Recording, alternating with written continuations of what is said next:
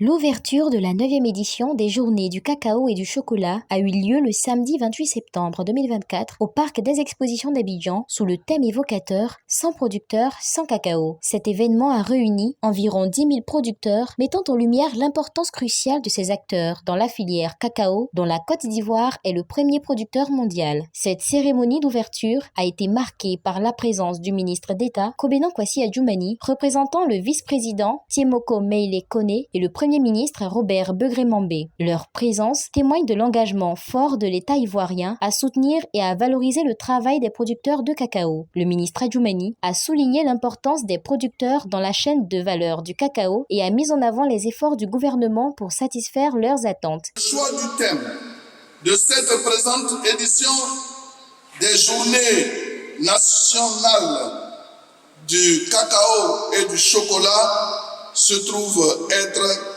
pas de producteurs, pas de cacao. Alors, s'il n'y a pas de cacao, il n'y a pas non plus de chocolat. Et s'il n'y a pas de chocolat, ce sont les consommateurs qui s'en trouveront bouleversés et lésés. Il s'agit également de garder le producteur au centre des priorités si nous voulons la durabilité du secteur cacao. Il n'est point question de tergiverser. Nous devons revenir aux fondamentaux. Comment garantir la continuité de la production du cacao sans celui-là même qui le produit? L'État s'engage à faire toute sa part. Cependant, l'industrie doit encore faire des efforts substantiels, notamment en garantissant un prix suffisamment rémunérateur aux producteurs.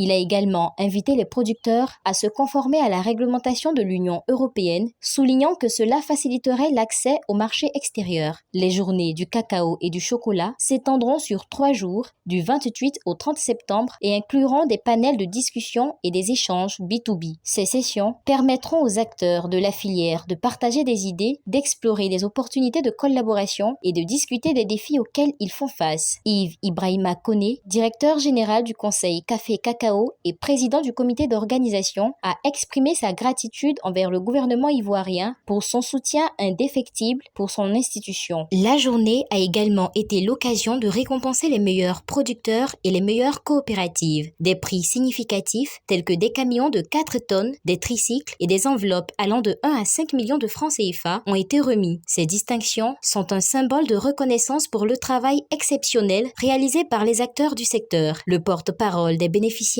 a exprimé sa gratitude envers le gouvernement ivoirien pour les efforts déployés en faveur des producteurs.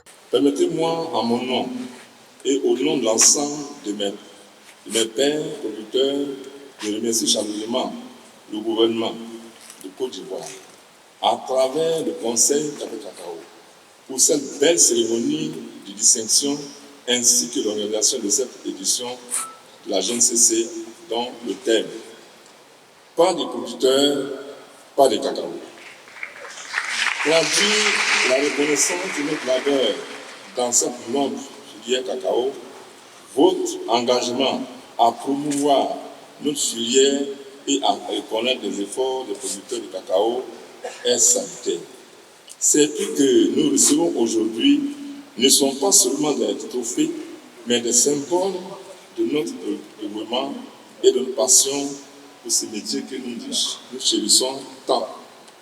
Nous sommes ici, non seulement pour célébrer nos succès individuels, mais aussi pour rendre hommage à l'esprit de solidarité qui nous unit en tant que producteurs du cacao.